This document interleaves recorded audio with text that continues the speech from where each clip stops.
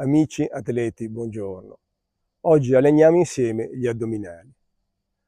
I nostri ambitissimi, gli retti addominali, tartaruga, gli obliqui, effetto bustino, ovettino da Vespa.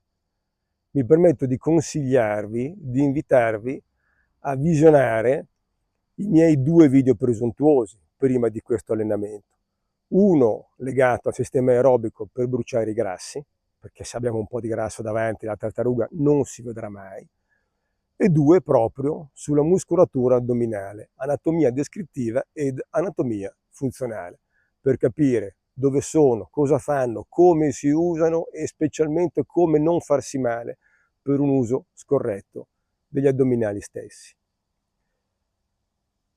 Un piccolo segreto: si possono allenare gli addominali anche senza bastascuse. Esercizio a corpo libero ce n'è tantissimi. La cosa importante da sapere però è che il bastascusa ha 2 grandi pregi. Uno, di poter facilitare l'esercizio addominale, quindi essere un attrezzo propedeutico per tutti coloro che sono veramente molto arrugginiti. Secondo, invece, per gli atleti di un certo livello, il bastascuse può offrire una resistenza maggiore rispetto al corpo libero, come l'attrezzo in palestra dove ci si siede e si viene imbragati e si fa un crunch addominale con una bella resistenza. Andiamo a visionare insieme prima gli elementi facilitatori e conseguentemente gli elementi invece allenanti. Il bastascuse è sempre pronto, è sempre carico. Qui si invertono i rapporti tra resistenza e difficoltà. Più avete l'elastico resistente, più avete il cavo corto e meno farete fatica.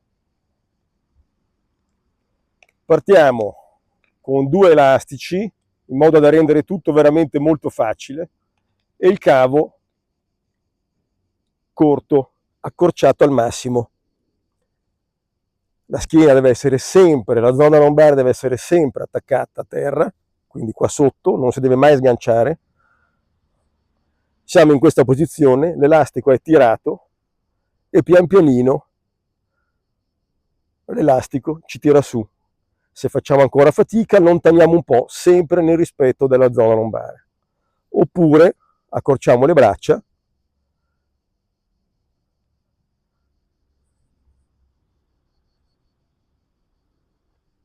l'elastico ci aiuta,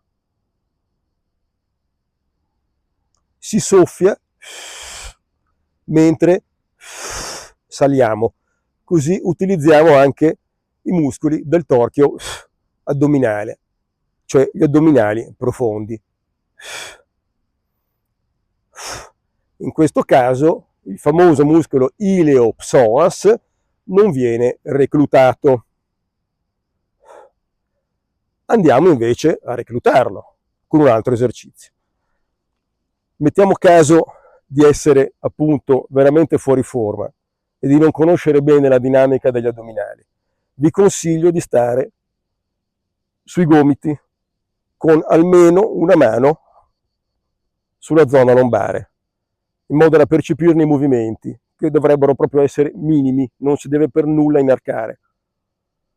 Partiamo da questa posizione, l'elastico è già tirato, la gamba scende e risale, scende e risale. I muscoli anteriori, i retti e gli obliqui frenano l'inarcamento della schiena.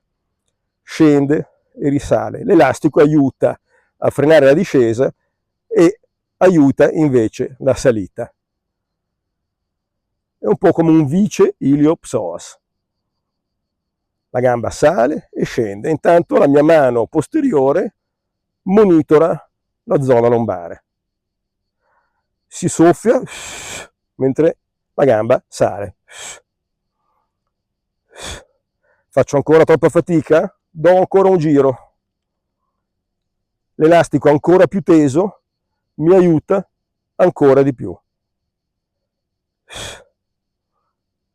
O lo facciamo ovviamente anche con la gamba sinistra.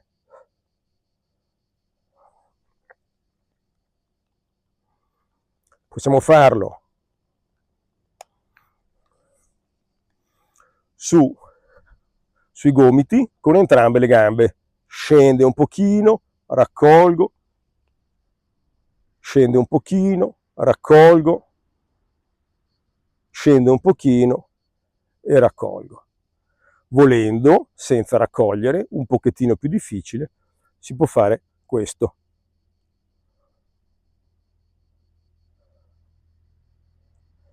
Poi potete sbizzarrirvi, esercizi di questo tipo, i cerchi in entrambe le direzioni, orario e antiorario, gli incroci. Più la gamba è verticale, meno fa fatica, più la gamba scende, più interviene l'elastico, perché diventa più faticoso. Via via toglierete un elastico, allungherete un po' le leve e arriverete a fare questi esercizi anche senza bastascuse.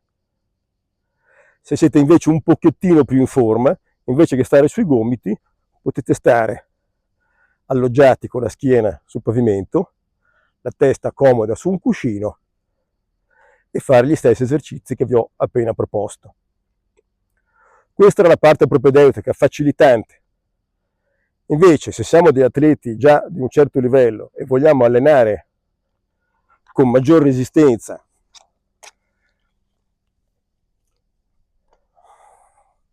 i nostri addominali, ci mettiamo nella posizione dell'affondo, la maniglia sull'asse lungo, presa di questo tipo, presa sotto ascellare e cominciamo a chiudere senza inarcare la schiena. Questo comincia a offrire una resistenza maggiore rispetto a un banalissimo crunch fatto a terra. Sento poca resistenza, arrotolo ancora un po' di più e di nuovo.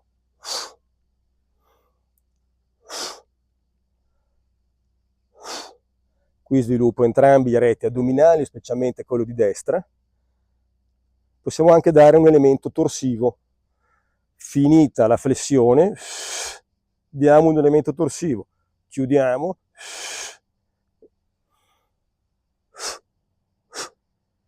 E questo allena anche poi i muscoli obliqui interni ed esterni. Vogliamo dare ancora più resistenza, sempre asse lungo, dietro la schiena e cominciamo. Questo aumenta la leva, aumenta la resistenza iniziale degli elastici e offre una resistenza che comincia a essere significativa.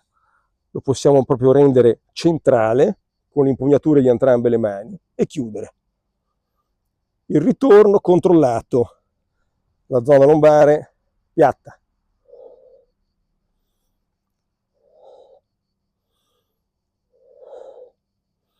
A me con gli addominali piace arrivare all'esaurimento, quando proprio l'addominale brucia, e allora sento di aver lavorato. Quindi a vostra discrezione, sicuramente il numero di serie non inferiore a 3, e poi a me piace arrivare a esaurimento. Con questo abbiamo lavorato molto bene, l'ho fatto ovviamente anche sull'altra gamba, molto bene i retti addominali e gli obliqui. Parcheggiamo un bastascusa in tasca, avvolgiamo l'altro, a mio parere con la presa T viene meglio, per andare a allenare i muscoli obliqui interni ed esterni opposti alla presa. Siamo in questa posizione, gambe larghe quanto le spalle o poco più, una mano sul fianco e andiamo a soffiare. Molto lentamente.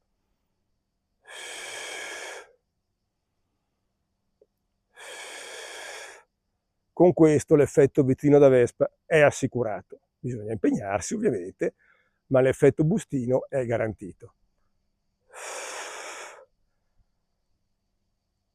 Viene molto bene questo esercizio e anche il precedente, ma specialmente questo, con l'uso degli anelli.